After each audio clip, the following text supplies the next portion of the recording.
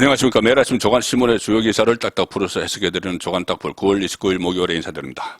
자, 오늘도 윤석열 대통령의 서울 용산 대통령실 출근길 도스태핑 있었습니다. 여러 가지 현안에 대해서 이야기를 계속 하는데 조금씩 어떤 대응 태도는 좀 바꾼 것 같습니다. 너무 민감한 문제나 이런 것이 들어오면은 일단 답변을 유보하고 어떤 정책 부분이나 이런 데 대해서는 상세하게 설명하는 그런 모습으로 좀 변해가고 있는 것 같습니다. 도어스태핑이. 일단 비속어 논란이라고 이렇게 언론에서, 일부 언론에서 표현을 하지만은 뉴욕 방문 때 있었던 어떤 푸념성 발언과 관련한 지금 이야기들에 대해서는 질문이 나왔지만 이런 질문이 나왔습니다.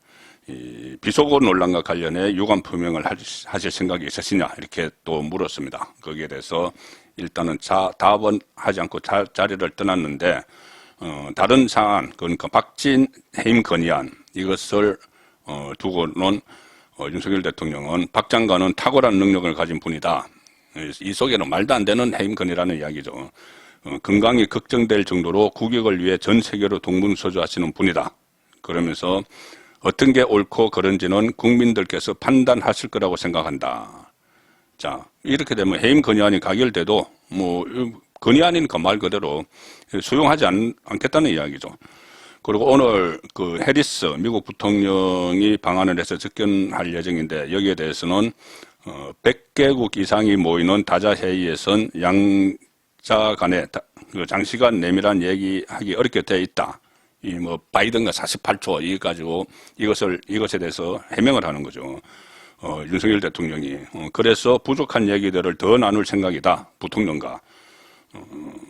그리고 경제 상황에 대해서도 이야기를 했고, 어제 강주에서 AI와 관련한 논의를 한 것, 그런 부분에 대해서도 설명을 기자들에게 했습니다. 예, 어젯밤 늦게까지 국민의힘 윤리위원회가 열렸죠. 7시부터 시작을 해서 자정이 좀 넘어서 끝났습니다. 그래서 오늘 아침 조간신문에는 윤리위원회 결과가 반영이 되지 않았는데, 자, 관심의 대상인 이준석 전 대표에 대한 징계는 어제 징계안 자체가 상정이 되지 않았습니다. 제가 어제 설명을 드린 대로 다른 징계 대상자들에게는 소환 통보도 가고 소명을 하라는 그런 연락이 갔지만 이준석에게는 그것이 가지 않아서 아마 좀 늦춰지는 것이 아닌가 그런 관측이 나왔는데 실제로 이준석 문제에 대해서는 징계를 논의를 하지 않고 징계 논의하면 사실상 제명입니다. 그리고 이 추가징계안 이준석 추가징계안은 다음 달 6일 10월 6일로 넘겼습니다. 그래서 10월 6일 되면은 그때는 아마 이준석이 제명이 되겠죠. 왜 그러냐면은 특히나 지금 이준석에 대해서 상당히 이 추가 징계까지 또 처음에 당원권 정지 6개월까지 징계를 내리는데 주도적인 역할을 한 인물이 이양희 윤리위원장입니다.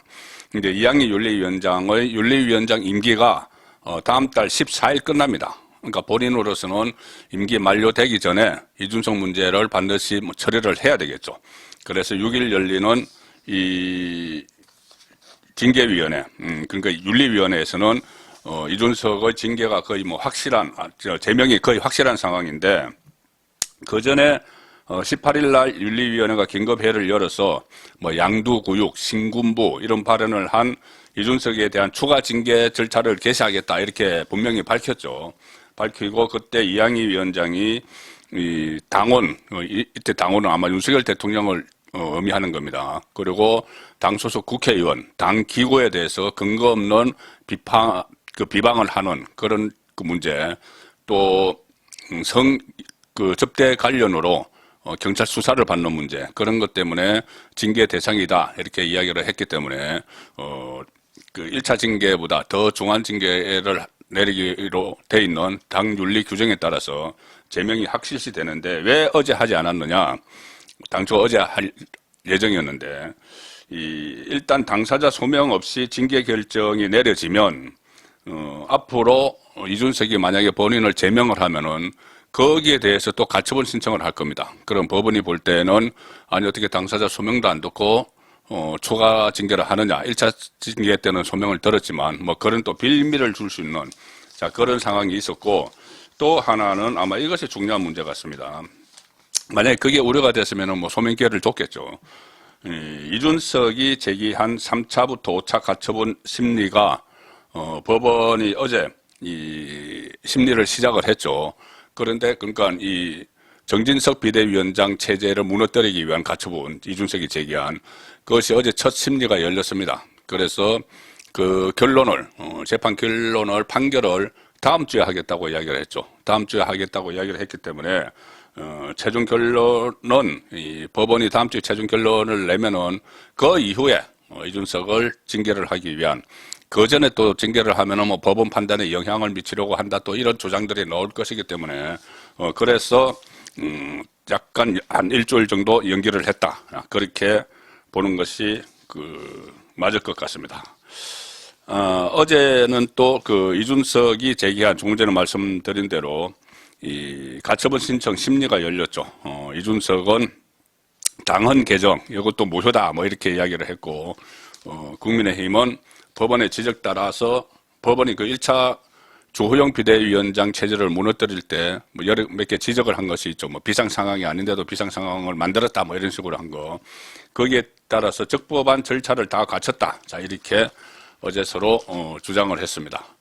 자, 그래서 이 최종 결론 가처분 신청 어제 세 가지를 했죠. 뭐 당헌 개정의 무효, 또 정진석 비대위원장 직무정지, 다른 6명 임명직 비대위원장 직무정지, 이것까지 했는데 이것을 법원이 다음 주에 결론 내리겠다, 이렇게 이야기를 했습니다. 그런데 지난번 1차 결정을 할 때 주호영 비대위원장 체제를 무너뜨릴 때 그때도 그 다음 주에 뭐 하겠다 이렇게 했다가 앞당겨서 해버린 적이 있죠. 그 판결을 해버린 적이 있습니다. 그래서 이것도 좀 지켜봐야 될 문제고, 일단 재판부는 신문을 종료한 뒤에 이 가처분 사건 결정은 다음 주 이후 이루어질 예정이다, 이렇게 이야기를 했습니다. 만약에 법원이 또 이준석의 손을 들어주면은 국민의힘에서는 더 이상 이 비대위는 만들지 않고 지금 주호영 원내대표가 대표 직무 대행을 맡는 체제로 가면서 조기 전당대회를 준비하는 그런 수순으로 가겠죠. 만약에 이 국민의힘 쪽을 손을 들어줘서 기각이 된다면은 정진석 비대위 체제가 계속 가면서 이 전당대회를 준비하는 그런 수순을 밟게 됩니다.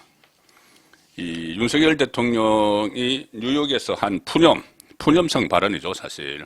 이거 뭐 잘 안 되면은 국회에서 통과 안 시켜주면은 내 면이 안 서서 어떡하나, 이렇게 푸념성 발언을 주변 사람들에게 한 건데, 그것을 MBC가 자막을 왜곡하면서 사태가 상당히 커졌습니다. 그리고 이 논란이 장기화되고 지금 정기국회 다음 주면 국정감사가 시작되는데 국정감사에서도 이것이 블랙홀이 될 가능성이 높습니다. 자, 일단 이 여당에서는, 이 국민의힘에서는 그동안 수세에 좀 밀리는 상황이었는데 지금 역공을 대대적으로 시작을 했습니다. MBC 항의 방문을 했고, MBC가 공영방송으로서의 본분을 망각했다. 그리고 역대급 정원 유착 사건이다. 이렇게 국민의힘이 MBC의 자막 조작에 의해서 이런 일이 발단이 됐다. 그리고 강하게 지금 항의를 하고 있는 상황이고, 뭐 MBC 쪽에서는 언론 자유를 이야기합니다. 그런데 어제 제가 말씀드렸지만 언론 자유의 전제 조건은 진실 보도죠. 뭐 가짜 뉴스까지 자유롭게 보장하는 건 아닙니다. MBC를 항의 방문을 했고, 이 국민의힘 쪽에서는 이 박대출 태스크포스 위원장인데, 이 MBC 편파 조작 방송 진상 규명 태스크포스입니다. 여기서는 전문가조차 지금 해석이 어려운 발음인데 지금까지도 명확하게 안 나오고 있죠. 그것을 어떻게 그 짧은 시간에 특정을 해서 이 XX 바이든 이렇게 했는지 그 과정의 절차를 밝혀야 된다. 과연 윗선이 개입했는지, 박성재 사장 같은 사람이 개입을 했는지 그것을 밝혀야 된다는 이야기입니다. 그리고 박성재 사장을 고발을 하겠다. 그리고 대통령실에서는 비속어, 이 XX는 본질이 아니다. 본질은 왜 한국과 미국 관계를 그렇게 이간질을 시키는 그런 자막을 달았느냐는 거죠. 그리고 그 자막을 달고 그것을 보도한 외신을 가지고 다시 백악관의 MBC가 백악관과 미국 국무부에 여기에 대한 반응이 어떠냐 묻습니다. 그래서 뭐 확대시키려고 했겠죠. 그런데 이 백악관이나 국무부 발언은 그것은 한국 당국에 물어봐라. 이렇게 해서 그거 확대시키는 게 무산됐죠. 막 비판을 했으면은 이것을 또 확산시킬 수 있었을 텐데. 그러면서 대통령실에 대한 입장은 초기에는 거의 묻지도 않았습니다. 자, 그래서 이것을 놓고 지금 이 스피커들, 민주당 주변의 스피커들이나 진보 좌파 성향의 언론들이 계속 이것을 몰고 가고 있죠. 한겨레 신문 3면에 크게 또 실었는데, 이 비속어 파문 적반하장식 주장을 하고 있다. 윤석열 대통령이 윤 대통령을 포함한 여건이 적반하장 주장을 하고 있다는 거죠. 그러면서 여건 강경 드라이버 목적이 뭐냐? 비판 언론 길들이고 보수청 결집 노림수다. MBC가 그런 조작, 국민의힘에서는 조작이라고 규정을 했습니다. 그런 조작을 하고 민주당 박홍근 원내대표가 미리 보도가 되기 전에 그것을 알아서 이야기하고 또 그것을 막 유포하는 과정에 민주당 국회의원의 선임 비서관이 끼어있고 이런 일이 없었으면은 이 사단이 일어나지가 않죠. 그러면은 이 비판 언론 길들이기 이런 말이 나올 수도 없는 겁니다. 처음에 이것이 물론 윤석열 대통령의 발언에서 시작이 됐지만은 이제 비속어 부분을 일단 제외를 하고 한미 관계를 완전히 이간질시키려는 그런 시도가 있었기 때문에 거기에 대해서 지적을 하고 있는 것인데 그것을 비판 언론에 대한 길들이기다. 비판 언론 정도가 아니고 MBC 같은 경우는 완전히 장악이 돼 있죠. 민노총에 장악이 돼 있는 방송입니다. 그래서 편파 보도가 계속 나오고 있는 상황이죠. 그리고 뭐 보수청 결집 노림수다. 한겨레 신문은 이렇게 씁니다. 순방 기간 각종 사고로 윤 대통령의 지지율이 다시 20%대 한국갤럽 기준으로 주저앉은 위기 상황에서 강경론이 득세하는 분위기다. 핵심 지지층 결집으로 더 이상의 지지율 추락을 막아야 한다는 것이다. 자, 순방 기간 각종 사고가 아니고 각종 가짜뉴스 때문이었죠. 가짜뉴스들. 조문부터 시작해서, 조문 취소부터 시작해서, 무속 프레임을 막 씌웠는데, 얼토당토 않는 그 유튜브 내용을 왜곡을 했어. 그것도 왜곡을 했어. 자, 그런 식으로 어쨌든 했는데, 그것을 지지율 추락을 만회하기 위해서 이러고 있다는 게 한겨레의 이야기입니다. 여건의 강경 드라이버는 자신이 원인을 제공하고 책임은 언론에 떠넘기는 윤 대통령의 언론관과도 맞닿아 있다. 이런 식으로 비판을 합니다. 지금 이 상황은, 언론이 책임을 져야죠. MBC가 책임을 져야죠. 제일 처음에 지금도 확인되지 않은 그 자막을 달아서 이 외신까지 막 타겨 만들고 또 그것을 또 다른 언론사들도 별로 검증 없이 따라서 그대로 보도하게 만든 그 책임은 져야죠.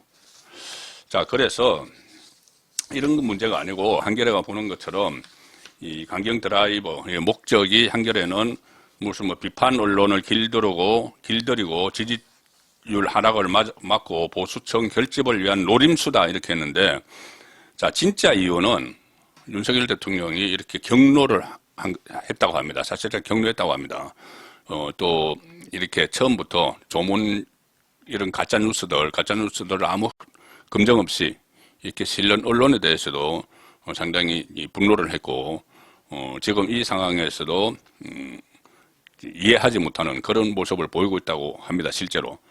자, 그런데 이렇게 윤석열 대통령이 경로하는 진짜 이유는 아마 오늘 한국일보가 보도한 내용이, 가장 진짜 이유에 근접하지 않느냐, 저는 그렇게 봅니다. 다른 이 취재도 그렇고, 다른 사람들에게 들은 이야기를 종합을 하면은 뭐냐 하면은 한국일보 3면에 정치면에 이런 기사를 실었습니다.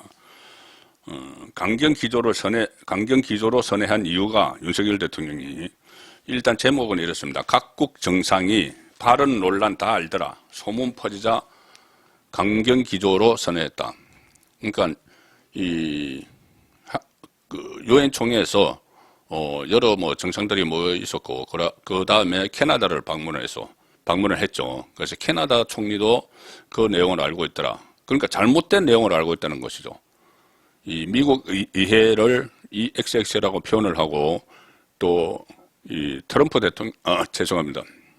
바이든 대통령이 쪽팔릴 것이라는 이야기를 한 그 내용을 외국 정상들이 알고 있더라. 그러면 그 내용이 그렇게 말한 것이 아니고 바이든을 겨냥한 것이 아니고 미국 의회를 겨냥한 것이 아니고 한국의 국회, 당리당략에 사로잡히는 야당을 이야기한 것이다. 그리고 쪽팔린 대상은 윤석열 본인이다. 이것을 바로 잡아야 되겠다는 생각에서 지금 TF도 꾸리고 국민의힘에서 대통령실에서도 MBC에 6개 항목의 질의서를 보냈죠. 그 박성재 사장 앞으로. 자, 그 질의서도 보내고 대통령실에서 할 것은 대통령실에서 하고 여당에서 대응할 것은 대응을 하는 그런 차원인데 좀 더 구체적으로 보시면 이렇게 됩니다. 윤석열 대통령이 국회를 향해서 이 XX라고 부른 게 사실이라면 곧바로 그냥 유감 표명을 하고 상황을 조기에 정리하는 게 낫다. 그렇죠. 그냥 우리나라 이 국회를 향해서 그렇게 했다면은 내 지나가는 말투로 그냥 비속어를 썼는지 안 썼는지 기억은 안 나지만 어쨌든 그렇게 됐다면은 유감을 표한다 하고 끝나면 되죠. 그 참모들하고 사적인 대화를 나누다가 우연하게 방송사 카메라에 담긴 이 정황을 참작을 하면 공분이 그렇게 오래 갈 일도 아니다. 이 비속어 자체에 대해서는. 그런데 왜 대통령을 뜻을 굽히지 않는 것일까? 이 의문점입니다. 자, 이 XX에 대해서 사과를 하고 그냥 넘어가면은 다른 부분, 그러니까 미국 의회와 바이든을 폄훼했다는 그 부분까지 같이 윤석열 대통령이 사과한 걸로 막 이렇게 돼버릴 수가 있습니다. 민주당이 그렇게 여론전을 펼치겠죠. 자, 그런데 윤석열 대통령 입장에서는 그것은 아니다는 것을 확실히 해둬야 될 필요가 있죠. 미국 의회와 바이든을 겨냥한 것이 아니다. 자, 지난 22일에 문제의 윤 대통령의 발언이 언론사 취재 카메라에 담겼다는 사실이 알려졌을 때 그때 뉴욕 현지에서 대통령실 참모들은 일단 비상에 걸렸습니다. 그게 보도가 되기 전입니다. MBC가 자막 달기 전에 그것이 공조가 되면서 동행 취재한 기자들 사이에 공조가 되면서 이런 이야기가 있었대더라. 이 XX 이야기가 있었대더라. 그런데 확실하지 않다. 바이든이라고 들리기도 하고 서로 막 논란이 있었다는 거죠. 이 SNS에 퍼지기 전에 SNS와 MBC가 보도하기 전에 그래서 이게 비상이 걸렸는데 일단은 이 XX라는 비속어와 바이든이라는 단어의 진위가 맞느냐를 확인하는 게 급선무였죠. 그렇지만 윤 대통령이 빨리 윤석열 대통령에게 확인을 해야 되는데 윤석열 대통령이 바이든 대통령 부부가 주최한 리셉션에 참석을 하고 있었고 그리고 유엔 기후변화 특사와 만찬이 있었고 이런 일정을 소화하면서 이 참모들의 확인을 하기 좀 어려웠습니다. 이것은 지금 MBC 보도 전입니다. MBC가 첫 보도한 거는 그 뉴욕 현지 시간으로 한밤중입니다. 밤 11시쯤 됐는데 그 전에 SNS에 놔두고 기자들 사이에 이야기가 오갔을 때 그때 상황을 이야기하는 겁니다. 자, 만찬도 하고 해서 윤석열 대통령에게 직접 물어보기 어려웠고 이때까지는 참모들조차도 사과를 포함한 다양한 대응 시나리오를 모색을 하고 있었다. 이거 빨리 정리를 해야 된다. 그런데 변수가 하나 돌출합니다. 뭐냐면은 현지에서 성문 분석 전문가들에게 의뢰를 했습니다. 그러니까는 현지에서 했다기보다 아마 한국 쪽으로 보내서 했겠죠. 그런데 성문 분석 전문가들에게 의뢰를 하니까 바이든이라는 단어일 가능성이 극히 낮다. 바이든이 아니다. 날리면이다. 그러면 이거 국내용이 되는 거죠. 그런 결과를 얻었고 윤석열 대통령에게 나중에 확인을 하니까 직접 바이든 대통령을 말한 적이 없다. 윤석열 대통령이 그렇게 이야기하면서 왜 이런 말이 나오느냐? 강하게 불쾌감을 피력을 했다는 겁니다. 불쾌감을 피력을 했기 때문에 이 과정을 거쳐서 김원혜 대변인이 바이든이 아니고 날리면이다. 이 XX에 대해서는 이 미국 쪽을 이야기한 게 아니다. 이렇게 해명을 했죠. 그것을 놓고 또 왜 해명이 늦었느냐고 이야기를 하는데, 자, 이 직후에 이제 MBC가 자막을 뭐 조작을 했던 목적이 있던 이렇게 그런 자막을 달아서 보도를 했고, 그때부터 국내외 보도를 통해서 이 논란이 소개됩니다. 그래서 각국 정상, 외교 채널에서 이런 식의 소문이 나들죠. 윤석열 대통령이 미국 대통령에 대한 언급을 했다. 이렇게 소문이 퍼진 것도 이렇게 퍼지게 됐습니다. 특히 트리도 캐나다 총리와 정상회담 참 만났는데 윤석열 대통령이 이 논란과 관련한 대화가 나왔답니다.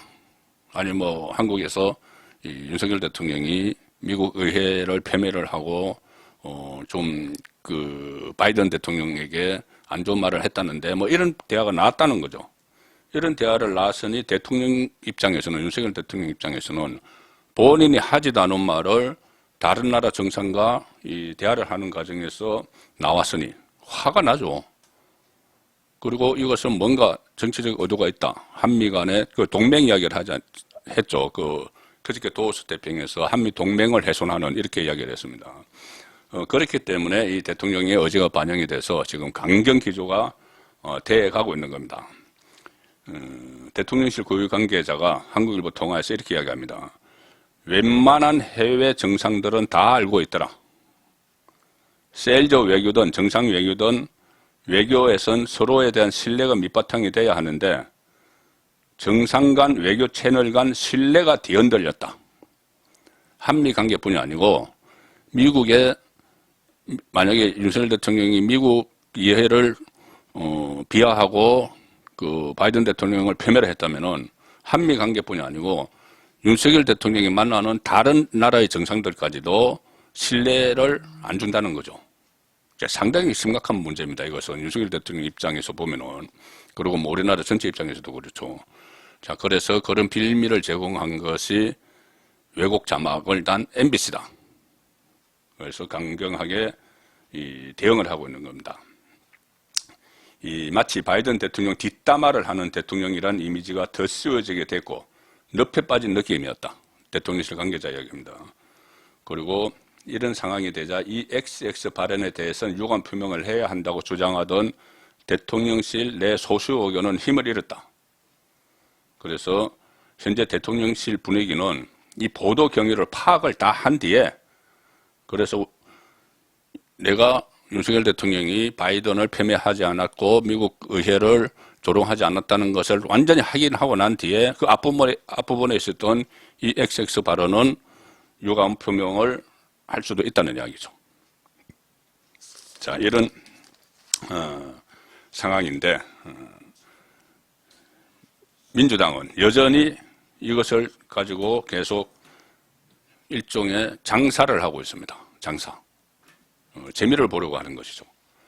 자, 이재명 어제 국회 교섭단체 대표 연설을 했는데 여기서 또 윤 대통령 순방은 국격 훼손이다. 뭐 외교 참사다. 책임을 분명히 묻겠다.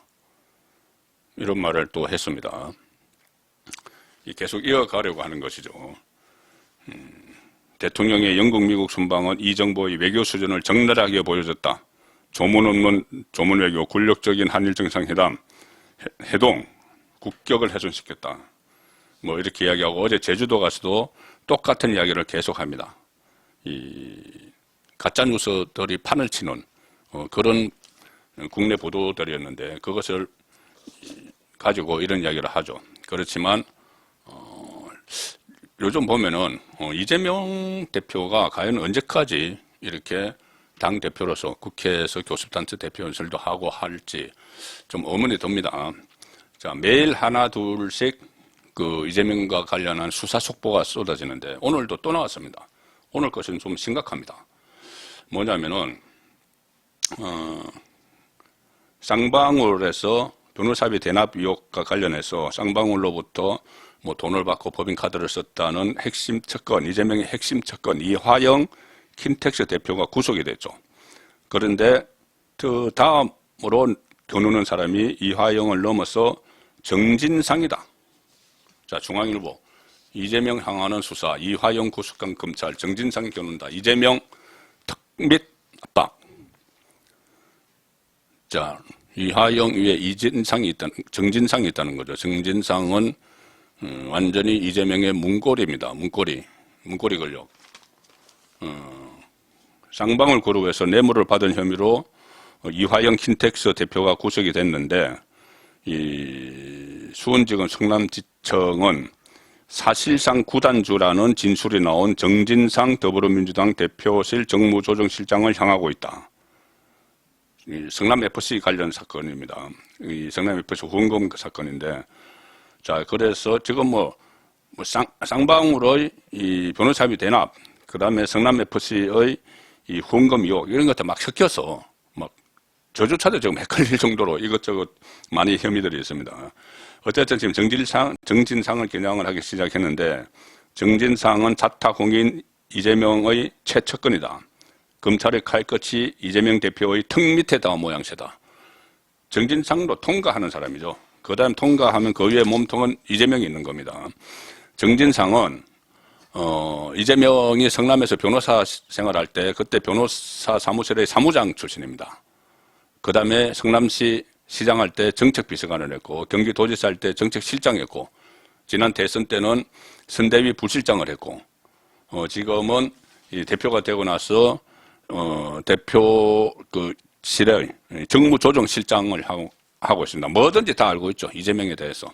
그리고 실제로 지금 대장동, 백현동 이런 데 연루가 됐다는 녹음 테이프까지 막 나와 있는 상황입니다. 자, 그래서 결국 정진상을 겨누고 있는데, 실제로 검찰의 목표는 이재명이기 때문에 이재명의 정치적 명운이 갈릴 날도 얼마 남지 않았다. 그런 생각이 듭니다. 조간 딱풀이었습니다.